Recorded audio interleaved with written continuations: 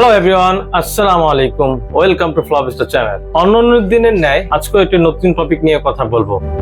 দর্শক, গত কয়েকদিন যাবৎ সোশ্যাল মিডিয়ায় একটি বিষয় প্রচুর ঘুরপাক খাচ্ছে, তা হলো রাশিয়ান বাংলাদেশি মডেল দাবি করা মনিকা কবির গুলশানের রাস্তায় এক বয়স্ক পথচারীকে ব্যাগ দিয়ে মারধরের ভিডিও তিনি তার ফেসবুকে ছাড়েন, যা নিয়ে পুরো বাংলাদেশ তোলপাড় সৃষ্টি হয়। গত 2 দিনে যা ঘটলো তার রীতিমতো চমকে দেওয়ার মতো।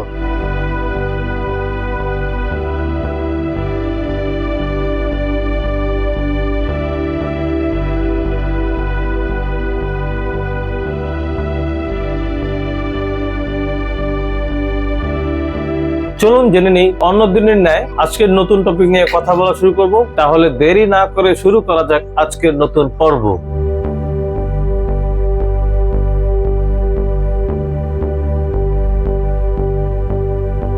আপনারা অনেকেই হয়তো অবগত আছেন, মনিকা কবির গুলশানের মতো একটি ব্যস্ততম রাস্তায় তিনি রিলস বানানোর জন্য তিনি তার কার্যক্রম করছিলেন। হঠাৎ এক বয়স্ক মানুষের সাথে সামান্য ধাক্কা লাগে কেন্দ্র করে মনিকা তাকে আক্রমণ করেন এবং প্রচুর মারধর করেন। মারধরের পর ক্যামেরার দিকে তাকিয়ে ফ্লাইং কিস দিয়ে পোস্ট দেন। তিনি এটিকে সাহসিকতা দাবি করলেও নেটিজেনরা এটাকে ভালোভাবে নেয়নি। শুরু হয় তীব্র সমালোচনা।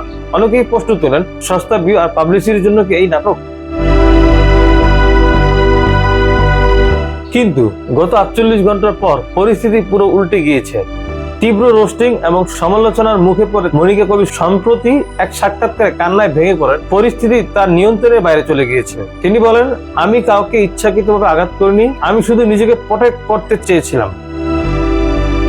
কিন্তু মজার বিষয় হলো, ঘটনা এখানেই শেষ নয়। তার পরবর্তীতে আরেকটি ভিডিও তিনি ফেসবুকে প্রকাশ করেন। সেখানে একই কার্যক্রম তিনি ঘটিয়েছেন। সেখানে দেখা যাচ্ছিল এক বয়স্ক লোক, তিনি তার দোকানে বসে আছেন। উনি যে জিনিসটা প্রকাশ করতে চেয়েছেন, ভিডিও থেকে যা বোঝা যাচ্ছে যে ওই বয়স্ক লোক দোকানদার তার গায়ে পানি মারার চেষ্টা করতেছিল। কিন্তু যখন এই ভিডিওটা প্রচার করা হলো বিভিন্ন গণমাধ্যম, তাদের দুইজনের ইন্টারভিউ নেওয়ার পর বোঝা গেল বিষয়টা।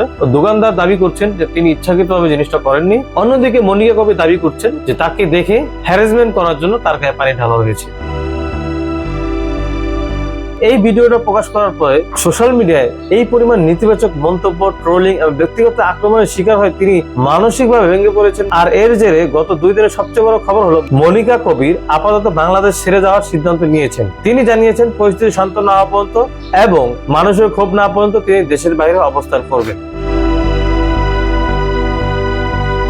এখন মজার বিষয় হলো, মনিকা কবিরের বিরুদ্ধে অলরেডি আইনিভাবে নোটিশ পাঠানো হয়েছে। আমি মনে করি এটা যৌক্তিক আবার অযৌক্তিক, আমাকে দুইটা দিকে থাকতে পারে। কারণ হচ্ছে, একটা হলো যে মেয়েদের স্বাধীনতা বলতে উনি যা প্রকাশ করতে চেয়েছেন, ঠিক আছে, বাংলাদেশের মতো একটা জায়গায় ফ্রিডম ভাবে চলাফেরা করা, এটা রমজান মাস, তাকে এটা বুঝতে হবে, এটা বুঝে তাকে কার্যক্রম করতে হবে। তার আগে তিনি বিভিন্ন ব্যস্ততম জায়গায় তিনি যেসব কার্যক্রম করেছেন, আপনারা অনেকেই হয়তো অবগত আছেন। এটা নিয়ে বাংলাদেশের মানুষরা সবাই ফান হিসাবে নিয়েছে, কিন্তু এটা একটা পর্যায়ে কিন্তু আমাদের কালচারের সাথে যায় না। আমরা চাইলেও এগুলো করতে পারি না। মেট্রো রেলে সবার সামনে যে ধরনের অঙ্গভঙ্গি করা, রাস্তায় নিজের ড্রেস আপ চেঞ্জ করা, এই জাতীয় জিনিসগুলো আসলে বাংলাদেশের কালচারের সাথে যায় না। তো বাইরের কেউ এসে যদি এই ধরনের কালচার করে, তাহলে এটা দুঃখজনক। করতেই পারে, অসুবিধা নেই, সবার স্বাধীনতা আছে। কিন্তু সবচেয়ে দুঃখের বিষয় হলো এখানে তার যে প্রথম ঘটনাটা, যে তিনি যে প্রথম যে ভিডিওটা ওই বয়স্ক লোক গুলশানের রাস্তায় ধাক্কার পরে যে ঘটনা উনি ঘটিয়েছেন, ওই বয়স্ক লোকের এক ইন্টারভিউতে দেখলাম ওই বয়স্ক লোক নাকি মানসিকভাবে ভারসাম্যহীন।